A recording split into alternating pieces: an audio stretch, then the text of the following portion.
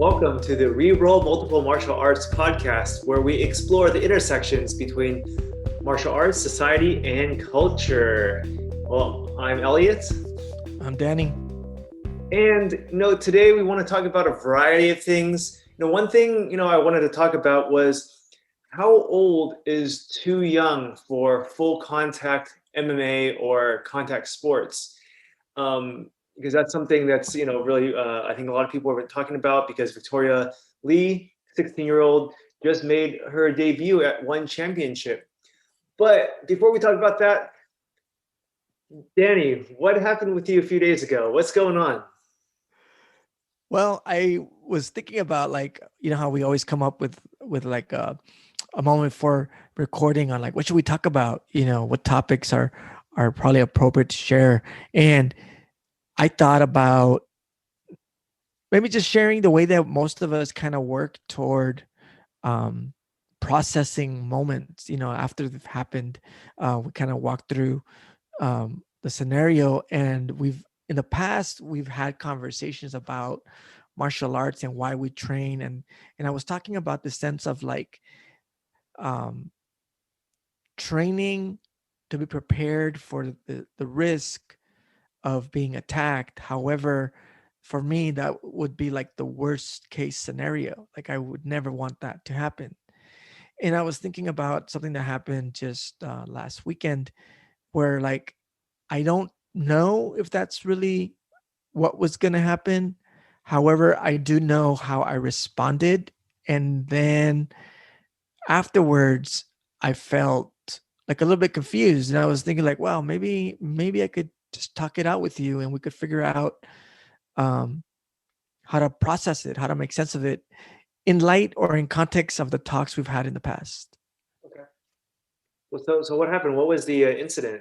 Well, I think a lot of us are doing the same thing, under this COVID-19 period, where we don't go out as much to do our grocery runs. Hmm. And by circumstance, I am doing a lot of my grocery runs in the evening, maybe once a week or a little bit further. But I had to do my grocery runs in the evening. And I don't like going out in the evening. I'm one of those people that tries to mitigate risk by knowing where you go and when you go. And so I'm in doing my grocery run, and then I have to get water. So I'm in one of those outside water vending machines. And I'm walking back. I had to put my groceries away, and I'm walking back, pushing my cart, and I see this guy coming toward me, and he goes into the grocery store, and the vending machine is next to the door. So he goes in, and I cross the door, and now I'm right there by the vending machine, and I'm putting the water thing is running, and I'm standing. And this is a vending machine that I've frequented many times, so I know the area, and that's why I go. And in fact, I had already been very comfortable. Like, while you wait, I kind of pace back and forth, keep an eye out who's behind me. Long story short, I'm standing, and this guy walks toward me, and he says, "Hey, do you have some money?" And I'm not answering, because I'm like, most people are not talking to you at this time. It's like we're under COVID, so you don't walk up to people. So I step away, like maybe, I don't know, 3 feet away, 4 feet, definitely at least 4 feet away, because there was a cart in between me and the dude. And then I shake my head. I don't say anything. I just go like this. I shake my head no. And then he says again, like, "Hey, do you have some money? I want some money." But he says, "I want some money for food or water." That's what he said. And I'm just shaking my head like no. And then he just doesn't say anything. He's just staring at me. And then at that point, I was like, oh, so now we're just staring. And that's the moment when I was like, oh, what's going to happen now? And it was the what's going to happen now. So at that moment, I I just say, dude, I'm gonna ask you to step away. That's what I said. But I did it by putting my hand forward, kind of like the mimicking physically like the push back. But literally, I don't have to touch him, because as I said earlier, I am There's a cart between me and him, and in the cart are bottles of water, like those gallons, the 5-gallon ones. And that's what I say. And he just stares at me and he makes this like turn. But as he makes the turn, I'm now kind of like thinking like, where's he going? Because he doesn't turn away as in like walk away from me. He's in a position where to my right is a column. So he crosses the column and now he's going to make a turn to where now he's on my side of the cart. And at that point, I'm like, oh, like he could be now coming to me on this side. So at that point, I turned around and I pushed the cart so that I'm no longer like pinned. And sure enough, he didn't come my way. He just walked away into the parking lot. And what I was thinking about was the sense of afterwards, like confusion. I was like, oh, did I just overreact? That was the first thing I thought to myself. Did I just overreact? Because this dude was probably hungry and all he's asking is for help, which I don't want to sound like those heartless people, but it's like 8 o'clock at night. I'm by myself. Yes, I am in front of a store. So I want to state that I'm not in an alley. However, there's no one around me on that moment. Like, and what I found funny was that like after the guy left, sure enough, the security guard came out from the store. And I was like, was there video footage? And that's why he came out? Like literally within like 5 seconds of that moment, the security guard walked out. But I was like, I finished putting the water, jugs into the machine, and I could just feel myself like still getting like agitated. I was really kind of like hyped up, nervous, anxious, because I was really confused. I was like, did I just overreact, or did I act according to what I thought was a threat? Or at least a moment of ambiguity. And that part of processing was something that I was like, oh, I'm curious what Elliot thinks. Do you think that, I mean, you felt that way because, there was a sense of a threat? I mean, I don't think, I mean, it's not uncommon that people do ask us for, money and things like that. And usually it's like, sorry. And everybody just kind of goes their way, it's not like a big deal. But I mean, hey, it could be that person has some, needed, what was mentally unwell. And, I think it's unfortunate that, a lot of people who have mental illness end up on the street or in a poor position. And because, I don't know. I mean, do you think that because you didn't respond, that he was sensing it as like a like a disrespect? He didn't I thought respond. about that because first the thing is that like I shook my head no, which I thought was like your classic, not classic, but like there's not a lot of confusion there, right? Mm-hmm. And when he asked the second time, I was thinking like, okay, but why is he just staring at me? Like he didn't even move. He was just like, he's just staring at me. And at that point, I was like, oh, like, is he gonna do something? Because the reason I was thinking about it is that I remember I used to have an acquaintance that was, when I met him, he was an okay person, but before he was not an okay person. He's someone that committed a lot of acts of violence. And I want to say it that way because that's just the cleanest way of saying. And he used to tell this story. He was like, yeah, my cue was I would ask people if they had a light, if they had a cigarette. That was my opener before I went and tried to steal them, to rob them. Mm. So his line, he would see you, Elliot. He was like, hey, buddy, you got a light? And you would say, dude, I don't smoke. Whatever anything you said, didn't matter. The thing is that was his opener. Like, do you have a light? And to me, when the dude said like, hey, can I have some money? I was like, I might have gotten triggered. I was like, whoa, is that his opener? Like, is that his opener? Is that how you run up to people? Mm-hmm. Mm-hmm. And when I say run up to people, it's like, what you're gonna do, because it's a script. I'm gonna go first say this, and then I'm gonna do that. But I don't have a clue because I'm the I'm the mark, if it makes sense. And one of the things that I've always really tripped out about that is that sense that is heartbreaking. But like whenever you find yourself in that situation, you have been made the mark. You were already scoped out, and they go, not that guy, the one over there, and I was like, damn, like, so that's what was running through my head. Like, man, did he mark me? Like he saw, how I'm telling you what happened, right? Like I'm walking toward one way, he's walking the other way. Before I reach him, he went into the store. When he came out of the store, he knew he had seen me before because we saw each other as we went in. That's what I was processing. Like I was processing all of those things without literally saying I was going through them in my head. I'm just like walking through them later. But I don't know. I just think the thing that was tripping me out was this sense of ambiguity of the moment. Because I was like, dude, I am a person that like I try and help out as many people as I can. Like if I have a buck on me, here, dude, get something to eat. And maybe that's all it was. And this poor person wanted some money so he could get some food and water because that's what he said the second time. But he didn't say that at the beginning. The first he said, do you have some money? And all I thought was like, dude, that's his opener. Because the other guy would always say things like, yeah, my line was like, hey, do you have a light? And when I told you about that one time that the guy tried to jack me, because he literally said I'm jacking, he asked me for the time,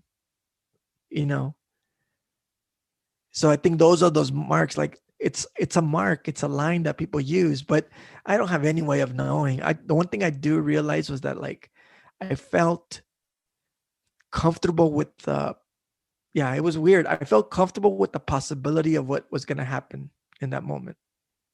I think about that a lot with when people ask, do you have the time? Someone will bring out their cell phone, look at it, and that's the time to jack. I've heard of that a lot. So someone asks me, what's the time? I say, oh, I don't have a watch, man. Because people have asked me that.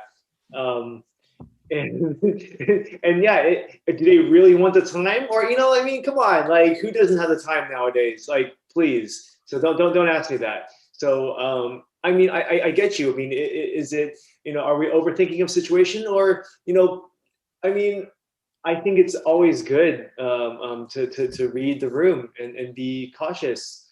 And I think that's okay. Hey, I'm not trying to get jacked. I'm not trying to get my phone stolen. That's your phone number. But hey, you know what? I think that, in my opinion, I think your reaction was okay. You were protecting yourself, and you were, going through what people have told you in the past and your past experiences. So, I don't think, I'm trying to think of like devil's advocate, questions, but I don't think you overreacted or anything like that. Just staying safe, dude. It's 8 o'clock. It's COVID. No one's trying to talk to each other. But hey, it's 8 o'clock. It's COVID. Maybe that guy's desperate. So, anything can be anything.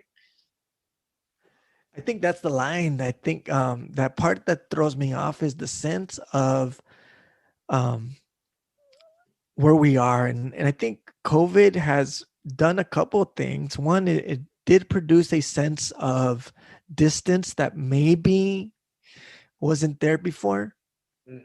Like in pre-COVID, would I have been a lot less alarmed by his interaction? Because right now I am very comfortable with distance. I get tripped out if someone walks behind me because I was like, what are you doing? Like walk all the way around me because that's what I'm doing. And like if I see you in the aisle, I usually turn around and go somewhere else because I'm like, I don't want to create um, a space where we're so close that we exchange air, So maybe that's part of it.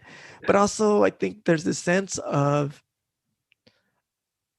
trusting your spidey senses, if that's a thing we could talk about. There's definitely something to be stated about that weird gut feeling, that sinking, the that sweating, the hairs on your back when they get raised, because I felt them so many times, and the majority of time I've been very accurate. And I'm not using the word stereotyping, to go along with that. I mean those moments where that like someone's eyeballing you and you're like, oh damn, I'm about to get jumped. You know, that's what I'm saying. And I was thinking like the guy, surprisingly, I was like, I don't think I had said, oh, he's one of those street people and that's why he's dangerous. Like, no, I didn't even read him like that. It wasn't until he was in my space that I was confused. I was like, what do you want? In my mind. And why are you talking to me? It's like COVID. Totally. Well, the all right, we've talked about this before, about the issue of kids competing in full contact combat sports. I remember, a couple years back, you showed me of, I believe, two 7-year-olds in Thailand, in a ring, full contact, and one kid, was he pretty much got knocked out. He was crying, and it was like, dang, like what the heck? But it's pretty normal in Thailand, and it's in some other countries. And for us trying to wrap our heads around it, trying to understand it, but it was hard for me to watch. But most recently, Victoria Lee, the younger sister of Christian Lee and Angela Lee, from one championship, made her MMA debut, pro debut, and hey, she ate some shots, but submitted her opponent in the second round, and who was like maybe 8 years older than her. And also, there was also another person, 16, 17, forgot her, Supergirl, one with the knees in Muay Thai. She made her one championship debut, and she beat a Muay Thai fighter from Argentina who was training in Thailand, who's a very higher ranking person. So, okay, but anyway, that was the context. So people start posting this online. Hey, Angel, Victoria Lee, 16 years old, MMA, and then Ariel Hawani posts it, and people are the vast majority are like, oh, CTE, oh, the brain doesn't develop till they're 25, all that stuff. And the whole time I'm thinking, some of the counterpoints are, young kids as young as 7 in the United States play full contact football. Kids in high school, middle school, they're wrestling, they're cutting weights. It's not necessarily good. All your favorite Thai fighters, they've been training since they were kids. And so on and so forth. So what is the big deal? How do you feel about this, Danny? I think there's a lot to be said about like protecting children, but I don't know. I think there's a couple spaces that in my head running through. One has to do with the sense of what is it that we're upset about, or that people can be upset about. And I hear a lot of the safety of children, but I don't know if there's a context. Like, for example, when you look at the Olympics, they have boxing, and yes, they have padding and the gloves are lighter, but the level of impact that they receive is humongous. It's ridiculous. And then we also have amateur fights, you know, for children 12 years old, 10 years old in boxing. Mm.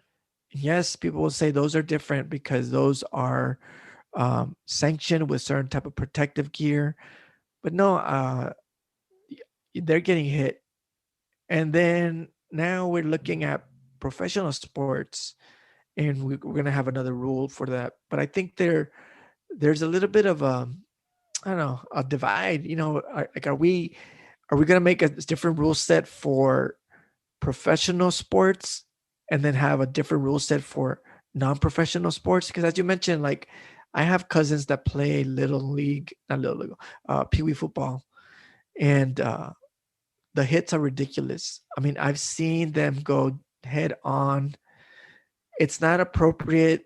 In fact, nowadays the coaches are stopping that level of gameplay. But before, it was very common.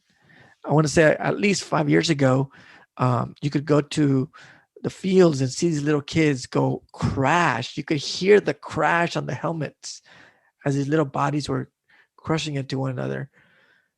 Why did we allow that? But we would never allow a professional football player to be 16 because they're too young.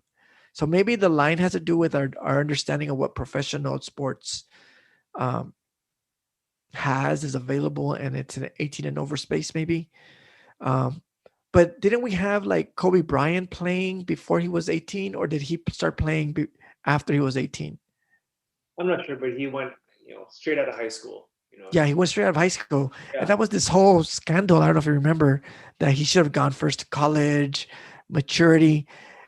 I'm trying to kind of think about these parallels, and maybe it's not the same one because basketball did not have a risk of permanent brain injury. But my question would be, is that what it's about? It's just the fear of brain injury? I mean, I think part of it's a cultural context. I mean, like you said, boxing. I mean, you look at the amateur field. You think of Mike Tyson, who's been in boxing since he was what 11 or 12. But he's like 12 and fighting 16-year-olds. I mean, and not a teenager knocking out adults. And so, and I think there is, I think also partially there's also maybe a little bit of like oh, she's a girl, she shouldn't be doing this, or maybe I don't know if there's any double standards. I don't know. Um, I feel like a lot of it's cultural. I feel Uh, like in Asia and Thailand, I think it's more accepted. But I mean, the that Lee family, they train out of Hawaii and Singapore, and so um, to me, yeah, I wouldn't want kids to make a pro debut, but I mean, you think of how many high school students are also, you know, drinking alcohol excessively and smoking. There's, not everybody, but there's a good deal, and that's done, brain growth. So I think there's a lot of levels here that we have to think about, and trying to understand culturally, because I don't understand culturally sometimes. Yeah. When Supergirl made her one debut in Muay Thai, there wasn't much ripple. But when it's MMA, somehow it's a little bit different. I find that to be a little bit have some double standards. I get it here in the States. If you're under 18, amateur fighting, MMA, there are no head strikes. I was actually, I was in a competition where there were kids and adults competing, and then start off with the kids, and I was like, oh man, this is kind of wild. Like it's all body shots.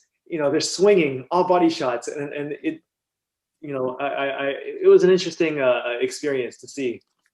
But I mean, I think there is a different cultural understanding. I mean, here in the United States, if somebody trains in Muay Thai, there's a lot more. Oh, semi-contact, elbow pads, shin guards, during competition. In Thailand, no, you compete full contact.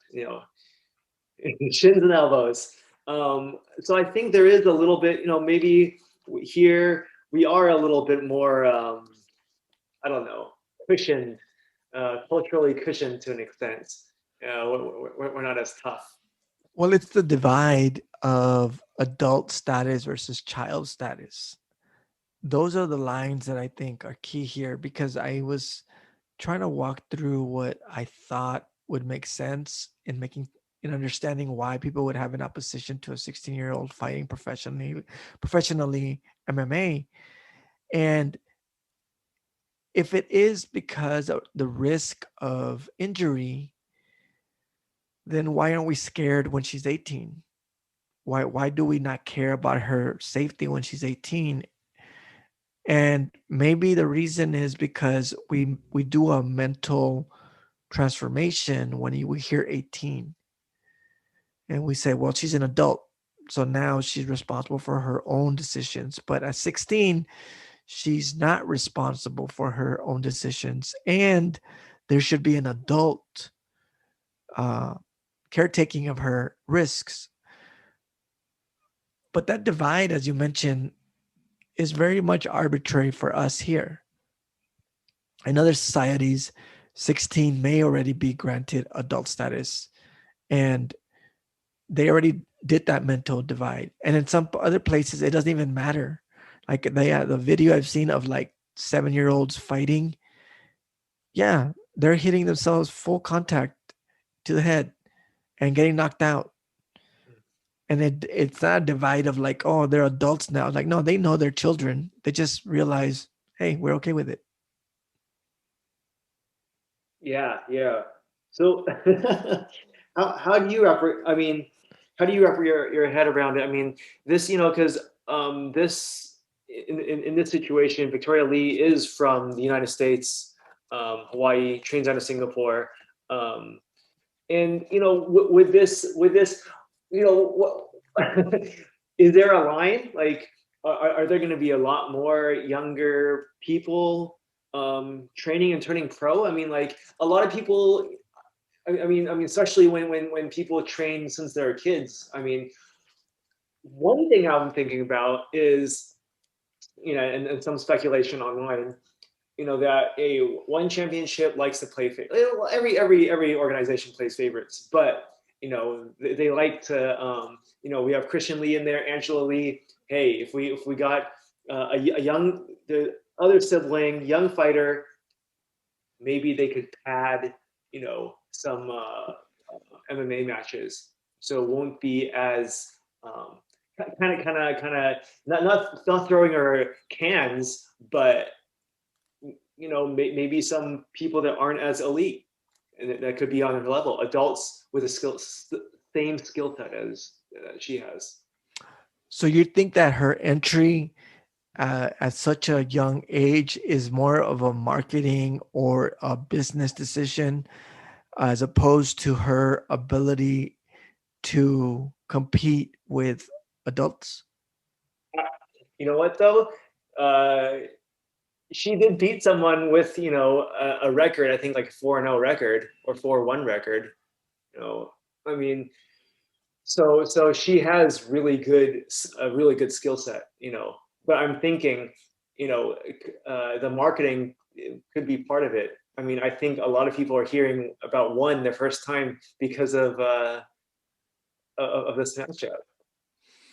Because I know that, like, well, for example, like when you look at boxing, they have those divisions. They know that 18 and over is one for one group and 18 and under for another. And they do so with the understanding that there's some type of meaning of safety maybe into making that division. But if it was up to the fighters, there'd be a lot of 16-year-olds trying to fight. And I would imagine that there would be a lot of 16-year-olds that could compete with 20-year-olds and beat them. One example would be like Mike Tyson when he was 16. When he was 15, could destroy men at 25. He's an exception. And maybe that's the line.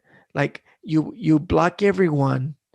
Yes, there are a few exceptions that get pushed back, but it's really just to hold everyone back. Like it's for your own safety. I know there's amazing people coming up, and I would imagine MMA right now, there's a lot of great MMA fighters at the age of 16. But I don't know. I'm ambivalent. I really don't have a strong opinion. But if I had to choose, I would say hold them back. And I say that only because it makes more business sense, and even socially, I I feel comfortable watching a sport knowing they're 18 and over. No, for sure. I think Aaron Pico, who competes in Bellator right now, he was saying that he's in his 20s, but he said he started too young. He's like, hey, there's no rush to become pro. Sharpen your knives a little bit more before turning pro. Well, pro has the money. True. Yeah. Well, with that said, this has been the REROLL Multiple Martial Arts podcast, where we explore the intersections between martial arts society and culture. Until next time, peace.